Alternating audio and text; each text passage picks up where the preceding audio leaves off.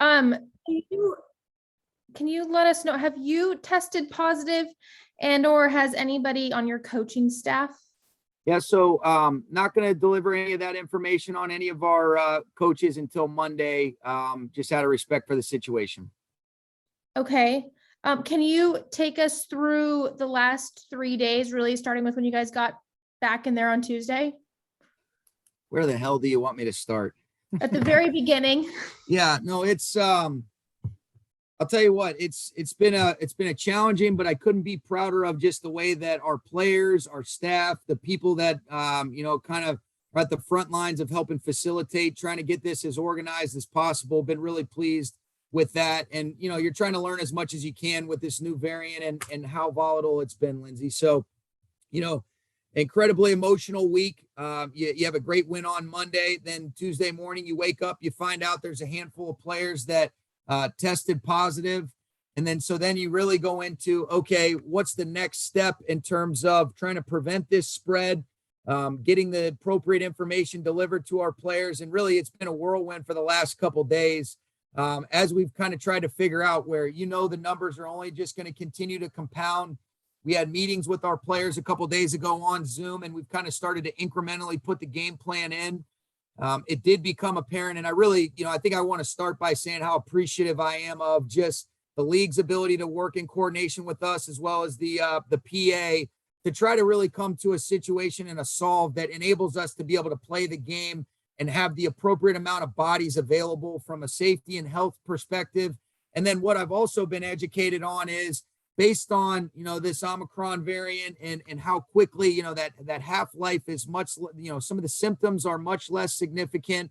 People are turning over faster, and being able to move this game back to Tuesday, which we already saw from some players we were able to get off the COVID list, is going to enable us to be able to play the game where you're not having to have guys take double duty in some positions where you might need 4 players and you only have 3. And so that was a big deal. And that was something that we're very appreciative of, because in our players' defense and all the people that have been, have been caught up in this, these are all vaccinated individuals that are following the parameters and everything that we ask. And I think you just realize how easily this thing can be spread based on what's occurred with our team, and then some of those others that we're seeing as well, where this variant is prevalent. And I know this might be difficult, but just through the contact tracing or anything, have you guys kind of figured out the pattern of how it spread or where it maybe spread, if in fact that was in your facility? I think you could have a couple ideas, but really it's so difficult because when you play a game, and I think the challenging thing, Lindsay, is there is so much cross contact exposure, whether you're talking about the locker room, playing a game, just some of that interaction that takes place with what we do, and you're having some delayed positives from guys that they might have been feeling something a couple days ago, but they're still testing. They're coming back negative. So you're thinking, all right, maybe it's a common cold, it's flu season. And then 2 days later, a couple of these guys are popping. And so, we try to kind of go down that road, but it's kind of a never ending, journey that you're trying to go on to figure that out. So it's hard to really discover where this thing first started. Thank you. You're welcome, Lindsay. Maria. Hey, Sean, kind of going back to last Monday when you had mentioned that, you guys had to really just on the fly come up with another game plan. Do you sort of feel like there will be multiple game plans depending on who you actually have on Tuesday? Yes. The difference between that last week and this scenario is at least you're saying, okay, yesterday, this is the roster that we anticipate having available. Here's the guys. Here's some of the contingency plans. And then based on the ways that guys can test out, you do monitor the numbers as far as their CT levels, or if a guy has, a negative, and then you wait for some of the lab reports. And so what I've learned over the last couple of days is, let's have a plan for the guys that we know we have available for sure. And then let's also look at, all right, based on some of the projections, these are guys that if they keep trending in the right direction, they're likely to be able to return to us and be available for Tuesday at 4:00. And so it's a combination of both, as opposed to you wake up Monday morning and they tell you that Saturday or on Sunday, you find out that 3 significant pieces are out once you've finished up the preparation. And then Monday morning, before I'm getting ready to address the team, before we have a team meal in about an hour to go over to Arizona Stadium, you tell me Jalen Ramsey and Tyler Higbee are out. So that was a little bit different challenge. Both of which are challenging, but again, hey, our guys have handled it really well. We're not going to make any excuses, and we're going to do the best we can to compete to the best of our ability, get ready to go. And I couldn't be more pleased and proud of the way that these guys have handled a very uncertain last couple days. And we just finished up doing some stuff with them in person, and just makes you very grateful for these guys, Maria. What was it like being in the tent? Was it a little deja vu? We will be in the tent. You know, we still did Zoom meetings today, and then we did just kind of a jog through on the field. But I'm sitting here, you know, Tony Pastors and Sophie and a lot of these very important people are going to get that thing going. And I'm going to go have to probably park at Kowloon again like I did all last year. But those are I'll take it any day. Yeah. Thank you, Sean. You're welcome. Jordan? Hey, Sean, I know you don't want to disclose which or whether any members have tested positive of your coaching staff, but you're going to try to ask the question, aren't you? unless you've built a replica office at your house, I would assume that means you're on site, which means you've continued to test negative. Are you able to confirm that? I will deliver that. Here's what I would say. You're in the right direction, but in all seriousness though, out of just respect for the other people, I do want to wait until Monday to deliver that information as it pertains to our coaching staff. But Yourself included as a part of that coaching staff? That's what you're saying. Exactly. Okay.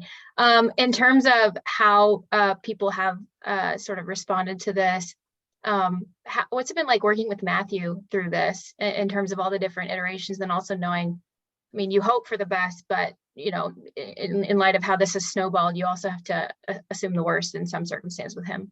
Well, I do think you're saying as far as working with Matthew Stafford, just being through remote, all the uncertainty, and then the remote work, and then how has he been steady through all this and all of that? He's been steady. He's remained very neutral, and just, you know, he's got just such a great way about him. Never gets too high, never gets too low. Couldn't have been more impressed with, you know, what we really did was just kind of combined a couple days worth of work in terms of what we just did in that practice setting and how quickly he handled it, where he's an extension of the coaching staff. And then, you know, really the one benefit that we do have to be able to navigate through this in a little bit more seamless way is that you are so much more familiar with how to use some of the technology to communicate remotely, whether it be via Zoom, and we can watch film. So you can get a lot of stuff done. And he's got such great focus and concentration where he can maintain a certain level for an extended period of time. The hardest thing is on Zoom, it's hard enough to keep guys' attention for an elongated period of time. That takes real mental stamina. And I think that's one of Matthew's great traits. You know, he can really sit there and stay locked in, stay engaged, ask good questions. And so he's a pro's pro. Feel very fortunate that as you're working through this, you're doing it with a veteran quarterback leading the way, like a Matthew Stafford, with his demeanor, his disposition, and all the things that you guys know I love so much about him. And then last one for me, you have a couple guys on your injury report, but I understand that you haven't had people be able to come in and maybe get clearance because the building's been closed. With Aaron Donald, what's the level of severity for that knee issue? He's feeling good. I was just talking to Tyler Williams on my way over here, and he said that, Aaron is feeling good.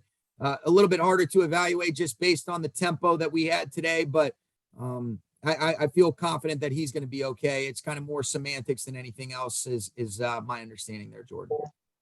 Thanks, Sean. You're welcome. Kevin? Hey, Sean, you said it was a jog through today. What does tomorrow look like practice-wise? And then would you do something different on the day before a game, given the circumstances? I think that's something that we're exploring. So it'll be very similar. You know, what we were able to do, the challenge, Kevin, is you're used to having a lot of numbers where you can kind of have a one spot where you've got, your starting offense or starting defense, and then you have a service team. We don't have enough guys available. We had coaches, staff jumping on the look teams today to be able to two spot and to be able to get things done in an efficient manner. So good thing we got a lot of athletes on our coaching staff and our staff to be able to jump in and give some good looks, but it's more individually driven. You forget too, these guys haven't really done anything physically since Monday night. And so here it is already. This is the first time we've gotten together. You could feel the guys were kind of really just being able to work out some kinks. But I anticipate tomorrow being very similar in terms of morning Zoom meetings, afternoon kind of practice / jog through, if you will.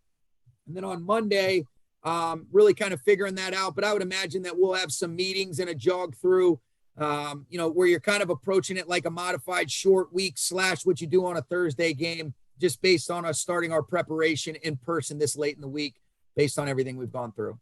I see. Yeah, thank you. You're welcome. Claudia, I'm sorry, Stu. Hey, Sean, any challenges in particular with being limited to kind of the jog through / above the neck approach? Like you mentioned, I know it's nothing you guys haven't done before this season, but especially in wake of the circumstances, would it be more beneficial to have that on-field full speed work? It will. It would be for sure. And I think there might be an opportunity for us to do that in a limited fashion tomorrow, Stu. So that's a good thing. I do anticipate getting a few more bodies back, which is a real positive, but I was planning on doing something like that today.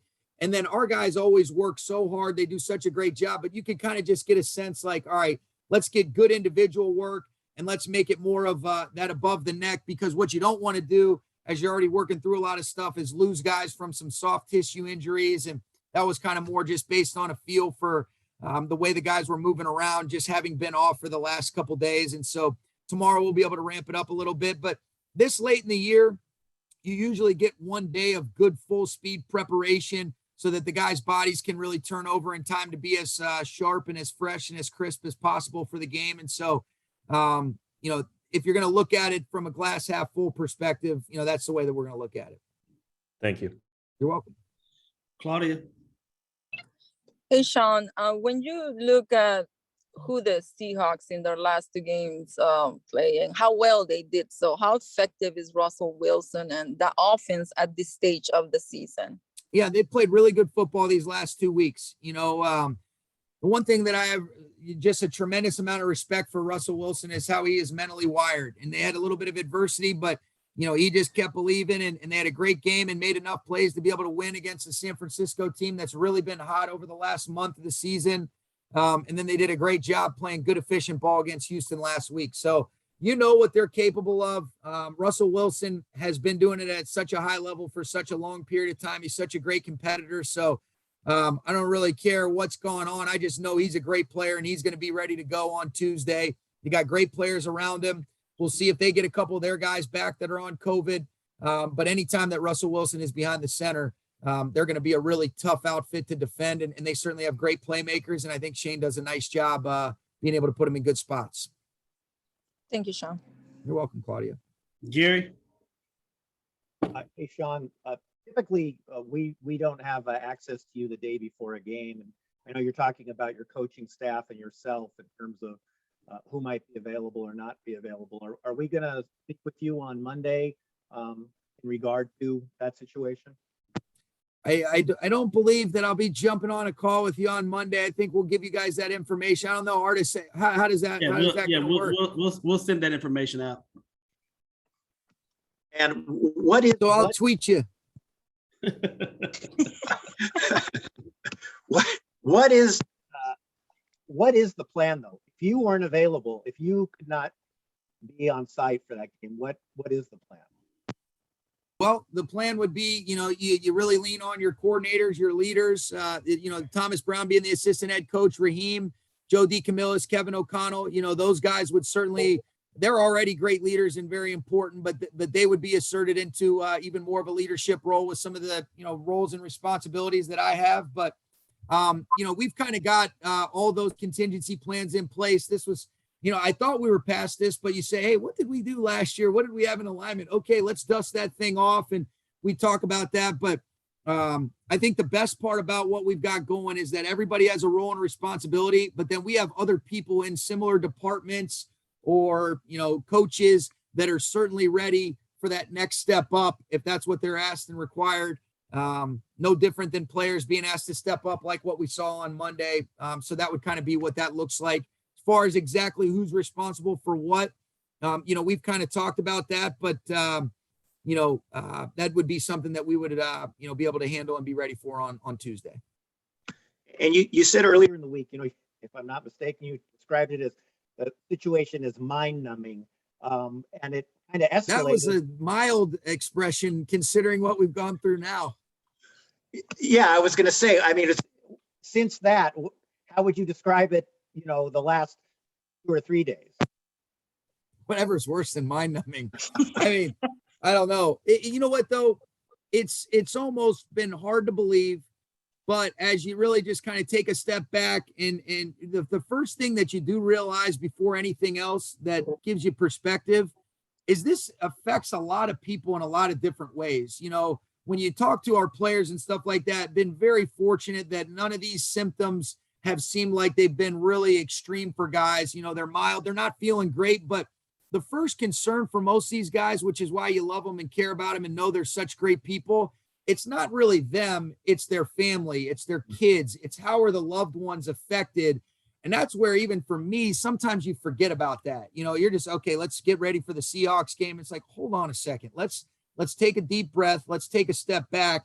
Let's care about these people that are affected by it because, you know, it hits everybody in different ways. And that's been the first thing that couldn't be more proud of, just the way people have handled it. You know, Reggie Scott's leadership and guidance, you know, Cassandra Garcia, you know, there's just so many people that I could name that have done such a wonderful job of helping us work through a situation that I don't think any of us anticipated. And it does look like we're going in the positive direction now. You know, you're starting to see some of these test results. You're getting, we had, you know, significantly less number of positives yesterday. Guys are not feeling symptomatic. We know those testing procedures have changed. We're getting some guys that are going to be testing out. They're feeling better. And so the first thing has been about the players' safety and health and their families and the consideration for that. And then you say, man, very fortunate that the game was moved back a couple days. So now you can start to say, all right, let's first make sure everybody's good. And then we can start to pivot and shift our focus to giving ourselves the best opportunity to compete, to try to go get our 10th win on Tuesday. And then finally, I know these guys, some of these guys or all of them may be back, but at the moment you've got Havenstein, Bobby Evans, and Nopum on that list. Who would be the candidate to play right tackle if they weren't available? Yeah, you got a couple guys, you know, when you're just really looking at it, you know, getting AJ Jackson back, you know, both of our guards, you know, both, you know, Corbett and David Edwards have started at the tackle position. They both played on the left and the right side. You know, Coleman Shelton can swing inside. And so we've got some options, you know, but there is a chance, like you talked about with those guys that you mentioned, that a couple of those guys test back out and we have them available. But fortunately, what you're saying is, you know, I think our job as coaches is to figure out with the guys we have available, what's the best five and getting them in the right spots. And some of those starting guards do have tackle flexibility as well for us where they could potentially do that, Gary. Thank you. You're welcome. We got three: Bridget, Lindsay, and Jordan. Bridget, go ahead. Hey, Sean, do you think obviously COVID is infecting certain teams more than others right now? Do you think that there was any break in protocols or you guys didn't have strict enough protocols, or do you have any rhyme or reason as to why you think this might be affecting your team more than others? Yeah, Bridget, it's a good question. You know, I'm certainly not an expert in that arena. What I do believe is that our players have followed everything that we've asked. You know, they all got vaccinated. I have total trust and confidence that they're smart, you know, with the decisions that they're making. And, you know, in a lot of instances too, when you think you're vaccinated, okay, I can go have a nice meal at a restaurant with a family member. But I think in large part, my understanding is it's kind of a circumstance of the location that we're at and where it started, kind of like what Lindsay was asking earlier. I don't know that, but I do know how volatile this thing is, where it can spread like wildfire and it can go really fast. But I don't believe it was because of any reckless decisions or behavior that our players were taking part in. And that goes for staff too, because it's not exclusive to players with people that have been affected by this. I think you're seeing that with some of these other teams. And I think it's more of a reflection of the area. And I hope that I'm wrong, but it doesn't seem like, you know, that those other teams are going to be, you know, extinct from having to go through this. Just based on what I'm learning about, you know, this variant and how volatile it is. So to answer your original question, though, I don't think it was anything that they could have done to change this. I think it was more of a victim of kind of the area that we live in. And maybe one guy got exposed and then, you know, it spreads very quickly as a result of that.